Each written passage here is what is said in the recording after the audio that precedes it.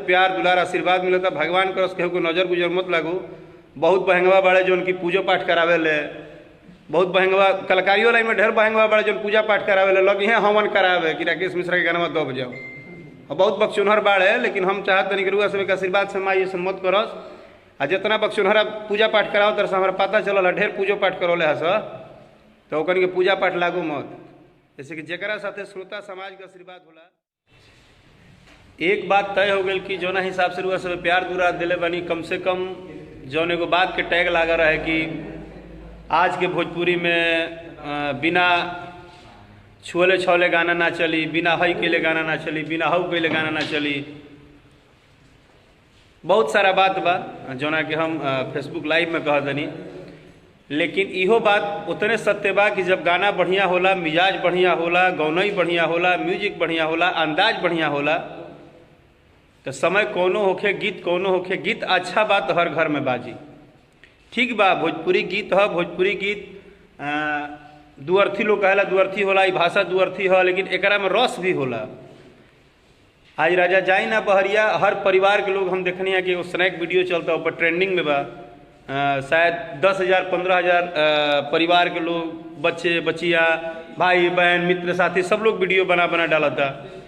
सबसे पहले भोजपुरी इंडस्ट्रीज के तमाम स्टेज परफॉर्मेंस करने वाली जितने नृत्यांगनाएँ हैं, जितने आर्टिस्ट हैं, जितने बजाने वाले हमारे वादक हैं, जितना हमें सुनने वाले संगीतकार हैं, कलाकार हैं, सब लोग अपने अपने स्टेज के माध्यम से, अपने अपने परफॉर्मेंस के माध्यम से, अपने अपने रिकॉर्डिंग डांस के माध्यम से, अपने अपने स्नैक वीडियो के माध्यम से, जितना डिजिटल प्लेटफॉर्म है, हर प्लेटफॉर्म पे राजा जाई ना बहरिया गाना को आप लोग जो प्यार दुलार आशीर्वाद दे रहे हैं, एकरा खातिर राउर राकेशवा ई राकेश मिश्रा तहे दिल से धन्यवाद करता रहे।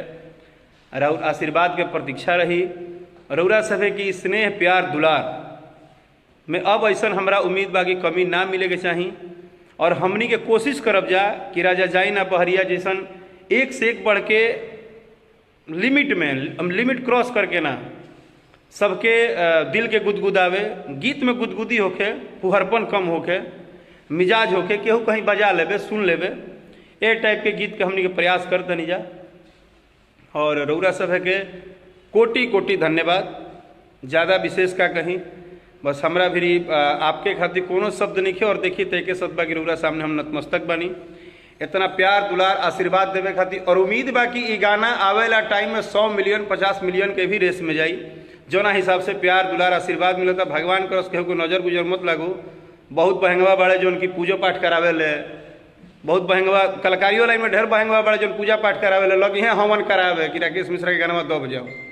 और बहुत बक्सुनहर बाड़े, लेकिन हम चाहते नहीं कि रुआ सब आशीर्वाद से माँ ये सब मत करस।